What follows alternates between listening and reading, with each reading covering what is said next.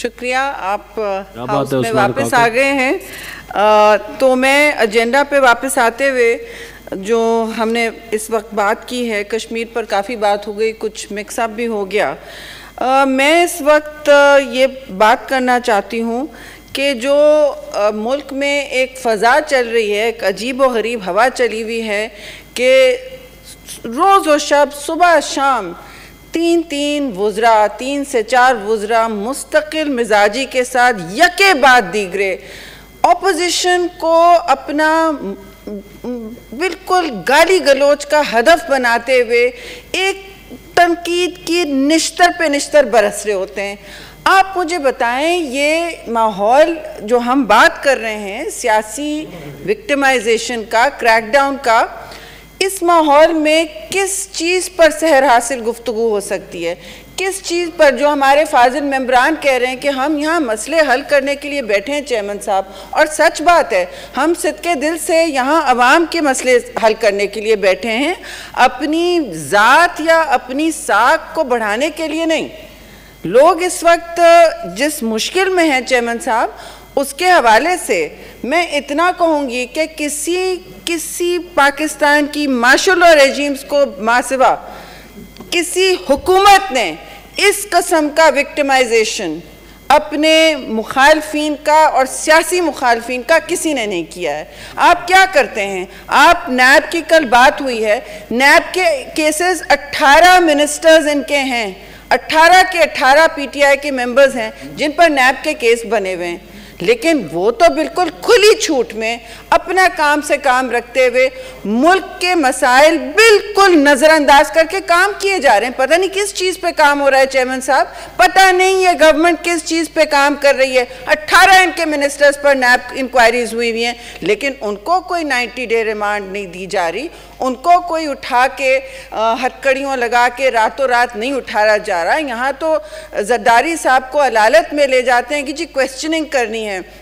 इस वक्त शर्म आनी चाहिए, पार्लिमानी जमहूरियत होते हुए ये शर्म आनी चाहिए। हम एहतसाब से नहीं डरते, लेकिन शर्म ये आनी चाहिए कि इस वक्त साबिक opposition leader Khurshid Shah jail में है नेशनल असेंबली के, इस वक्त करंट अपोजिशन लीडर मियाँ शहबाज शरीफ जेल में हैं, पंजाब के अपोजिशन लीडर जेल में हमजा शहबाज शरीफ, फिर आप देख लें कि नून लीग की पार्लियामेंट्री पार्टी के लीडर ख्वाजा आसिफ, वो भी जेल में। शायद ऐसा तो ना है कि बाई इलेक्शन में कोई मसले होने वाले नहीं, लेकिन इनके जितने, चाहे वो मालम जब, मेरे कॉलीग ने मालम जब्बा की बात की, बीआरटी को देख लें, फॉरेन फंडिंग केस को देख लें, अब तो अदालतों ने सुनामी 100,000 करोड़ कितने मिलियन ट्री सुनामी की बात कर ली है, उन्होंने इस पर सवाल किया है, लेकिन यहाँ कोई एहतसाब फेस करता नहीं है। एहतसाब सिर्फ अपोजिशन के लिए है, जहाँ हर जलसे से पहले, चाहे वो मुल्तान जलसा हो,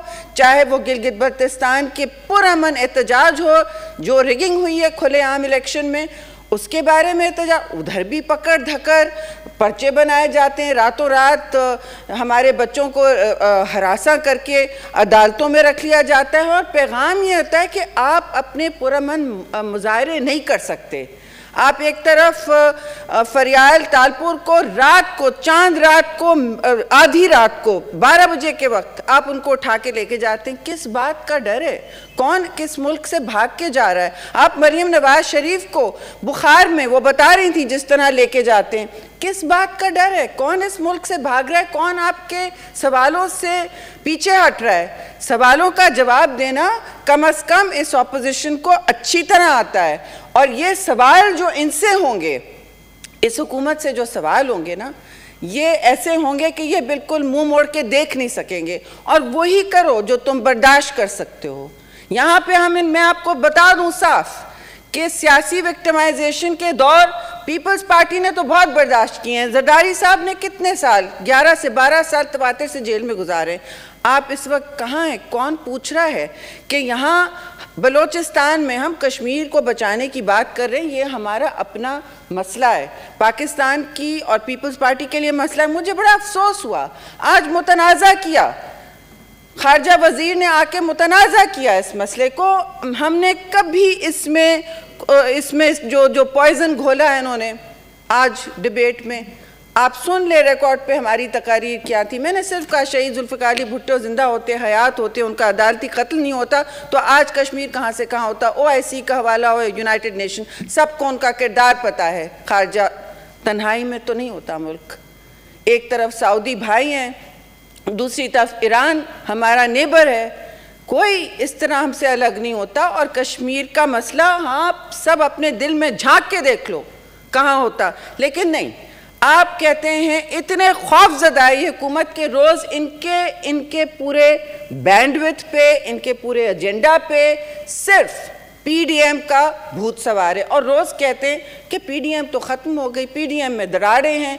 तो फिर पकड़ धकड़ किस बात की? और दरारें जो हैं, अगर दरारें तो आप चुप बैठे ना, आपको क्या मसला है? क्योंकि दरारें नहीं हैं, ये बड़ी पार्टियां हैं, 10-11 पार्टियां हैं जिनके अपने अपने मंशूर हैं, जिनके अपने अपने एजेंडा हैं।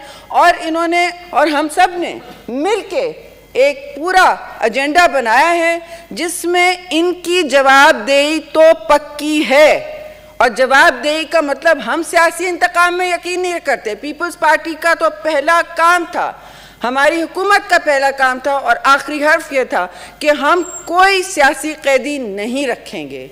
पाकिस्तान में पाकिस्तान पीपल्स पार्टी ने जरदारी साहब के कहने पर कहा कि मेरे दौर में ये इंसानी हुकूक का दौर होगा, कोई सियासी, हम शुरुआत इससे करेंगे कि कोई सियासी कैदी ना हो।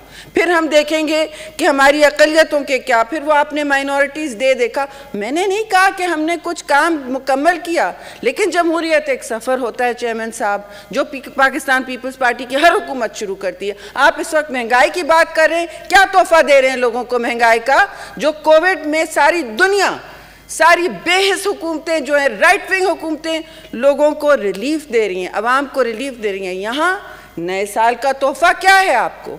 नए साल का तोहफा पेट्रोल प्राइसेस, गैस प्राइसेस में इजाफा। आप सुर्खियाँ पढ़ें। यहाँ एक मेरी फाजिल कॉलीग ने बड़ी उन्होंने तफसील से बात की कि क्या कीमतें हो गई हैं। कीमतें अब ऐसी हो गई हैं, इन्फ्लेशन और अफरात ज़र ख़ास तौर से फूड आइटम्स का, लेकिन आपकी हुकूमत को कोई परेशानी नहीं है। उनको सिवाय पकड़ धकड़ और अपोजिशन को दीवार से लगाने का और कोई के अलावा कोई मंसूबा नहीं है कि 60% पाकिस्तान इस वक्त फूड इनसिक्योर हो रहा है। मुझे इस तकरीर के लिए प्रेपरेशन ही नहीं करनी पड़ी, क्योंकि सारी बातें हमारे जहन में, हमारे मुँह पर रहती हैं। ये बातें हम देखते हैं सूरत हाल, और हमें पता है अवाम किस मरहले से और किस कश्मकश से गुजर रही है। लेकिन इनका कोई, इनके ना कान पे जूं रेंगती है, ना ये रात को आराम से नींद सोते हैं। ये पता नहीं क्या खा पी के सोते हैं कि जी हमें कोई मसला नहीं है, हम बस अपोजिशन की कटाकट लगाने वाले। तो आप लगाएं, हम सब आदी हैं, हम हर किस्म की हुकूमतों का, रेजीम्स का, आमिर का सामना कर चुके हैं। जो आप ये दुनिया को पैगाम दे रहे हैं इस वक्त, आप कश्मीर बचाने की बात करते हैं, आपका CM बलोचिस्तान कहाँ है इस वक्त? किधर दुबई में वो क्या कर रहे हैं 3 दिन से, जब वहाँ तदफीन नहीं हो पा रही और सारी माएँ बहनें हमारे कोल माइनर्स की, हज़ारा जाट कम्युनिटी की, वहाँ मच में क्या हाल है? तस्वीरें देख देख के दिल लरज़ रहा है मेरा। आप किसको बचाने चले? पहले अपने मुल्क के अंदर देखें क्या हो रहा है। बलोचिस्तान एक तरफ एक दीवार से लगा हुआ है, एक तरफ सिंध कहता है कि हमारे साथ आपने कोई NFC अवार्ड के हवाले से, 18वीं तरमीम के हवाले से आप क्या मंसूबाबंदी कर रहे हैं? क्या मंसूबाबंदी कर रहे हैं? आप चाहते हैं कि हम किसी तरह उधर मुड़ें, आप सबकी लीडरशिप अंदर कर दें, कोई बचे नहीं यहाँ पे, और आप उठ के जो मर्जी आए पार्लियामान में कर डालें। ये भी नहीं होगा चेयरमैन साहब, ये भी नहीं होगा। ना 18वीं तरमीम पीछे हटेगी, ना NFC अवार्ड को कोई हाथ लगाएगा, जितने भी आप ऑर्डिनेंस ले आए, क्योंकि ये पार्लियामान सिर्फ, और फिर मैं बात करूंगी क्योंकि एक फाजिल मेंबर ने ये भी पूछा था कि इस पार्लियामान का क्या हाल किया है। ये पार्लियामेंट्री सिस्टम तो आपने नहीं छोड़ा, सेनेट ही है जो हमारे रिक्विजिशन पे और आपकी हामी पर चल रहा है चेयरमैन साहब। ये हमारा रिक्विजिशन है और इसलिए ये पार्लियामान चल रहा है, इसलिए ये पार्लियामान चल रहा है, इसलिए यहाँ डिस्कशन हो रहा है। लेकिन कानून साजी आपको पता है रिक्विजिशन सेशन में नहीं होती। कानून साजी कम से कम प्राइवेट मेंबर्स बिल तो नहीं आते, लेकिन कानून साजी का इन्होंने क्या कब्रिस्तान कर दिया है, पार्लियामान को कब्रिस्तान बनाने की सोची हुई है। क्यों? क्योंकि तबाही सरकार जो मदीना की रियासत के वादे करके आई थी, इस वक्त मुल्क को ऐसा जहन्नुम की तरफ ले जा रही है, जहन्नुम बना रही है। और उसमें कह रही है कि हमने सिर्फ और सिर्फ आप लोगों के साथ वो करना है जो आप याद रखेंगे। तो छठी का दूध तो इनको अवाम याद दिलाएगी जी, अवाम याद दिलाएगी कि पकड़ धकड़ क्या होती है। कहीं ऐसा ना हो कि समंदर अवाम का उठ के, जो हमसे आगे है, जो पीडीएम की तंजीमों से आगे है अवाम, जो समंदर निकलता है वो इस बात की गवाही देता है कि अवाम मुश्तइल है और वो मांग रहे हैं अपने हुकूक, चाहे वो अपने 2 रोटी खाने का हक हो, चाहे अपने चूल्हे जलाने का हक हो, चाहे इज्जत से अपने लोगों को तदफीन करने का हक हो, चाहे अपने सूबे के हुकूक लेने का हक हो, चाहे गैस का हक हो। गैस तक का हक नहीं रहा इस मुल्क में। और ये 220 अरब रुपए का ये करते हैं खसारा, क्योंकि ये ऑर्डर नहीं करते टाइम पर। इनको नजर, इन पर कोई एहतसाब नहीं। जी मैं ख़त्म कर रही हूँ, वैसे तो कहानी इनकी बहुत लंबी है, लेकिन इन्होंने चेयरमैन साहब कोविड करते हैं, इन्होंने कोविड वैक्सीन ऑर्डर की, इन्होंने कोविड वैक्सीन ऑर्डर की 1 मिलियन कितने लोगों के लिए, 1 मिलियन ऐसा कुछ, या आधा मिलियन, जो भी इन्होंने कोविड वैक्सीन, ये कहीं किसके लिए की? वुज़रा सब लगा के बैठे हैं मेरी इत्तला में, लेकिन अवाम रोल रही है। हिंदुस्तान में देख लें, आधे पॉपुलेशन के लिए उन्होंने कोविड वैक्सीन ऑर्डर कर दी और वो प्रोडक्शन भी कर रहे हैं। आप क्या कर रहे हैं? आपने अवाम के लिए क्या किया है? मुझे बताएं। जो एहसास प्रोग्राम आपने शुरू किया था वो क्या था? बेनज़ीर इनकम सपोर्ट प्रोग्राम है। आप किसी डोनर से पूछ लें जो आपको पैसे दे रहा है, आप लंगर में जाके बैठ जाते हैं, तस्वीर खिंचा लेते हैं, समझते हैं आपका काम पूरा हो गया। इस तरह मुल्क नहीं चलते चेयरमैन साहब, इस तरह मुल्क नहीं चलते। और पार्लियामानी सिस्टम को आप डिरेल नहीं कर सकते अपोजिशन को दीवार से लगा के, और हमारे सियासी जो जितने भी कारकुन और कायदीन हैं उनके पकड़ धकड़ से उनको जितनों को जेलों में बंद करने। आपको शौक है, आप कीजिए।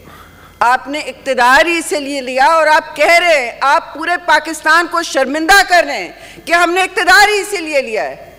हमें तो यही नशा है कि हम एक दूसरे को, हम अपने ऑपोजिशन को जेलों में डाल सकते हैं और हम बैठ के फिर उस पर हंसते हैं। और काबीना में ये बातें होती हैं जो मैंने कभी ज़िंदगी में नहीं देखा। मैंने भी काबीना में सर्व किया। भाई चेयरमैन साहब, एक एजेंडा के मुताबिक काम होता है। उस एजेंडा में होता है गैस कीमतें ये हैं, ईसीसी में ये करना है, पेट्रोल की प्राइसेस ये होंगी। गंदम को आते ही हमने कहा गंदम की प्राइस सपोर्ट लगाओ ताकि हम वापस पाकिस्तान बन जाए एक राइस एक्सपोर्टिंग वीट एक्सपोर्टिंग मुल्क, खुद कफील। हमने आते ही खुद कफील किया। आपने क्या बहरानी कैफियत बना दी है पाकिस्तान की चेयरमैन साहब, बहरानी कैफियत बना दी है। चीनी नहीं है, आटा नहीं है, हर चीज़ का बहरान कमीशन बन गया, लेकिन उसके आगे कुछ नहीं। जो उसमें नाम होते हैं वो मुल्क से बाहर जाते हैं, आराम से जहाज़ पर वापस आते हैं आराम से, लेकिन यहाँ कोई जवाबदेह नहीं है। नैब हो तो सिर्फ हमारे लिए, पकड़ धकड़ हो तो सिर्फ हम पाकिस्तान डेमोक्रेटिक मूवमेंट के लिए, और इंशाल्लाह इसमें कोई दरार नहीं आएगी जितनी आप प्रेस कॉन्फ्रेंसेस कर लें। बहुत बहुत शुक्रिया। लेकिन चेयरमैन साहब, इस पर आपने सबको टाइम देना है बोलने का। We will continue with the same agenda item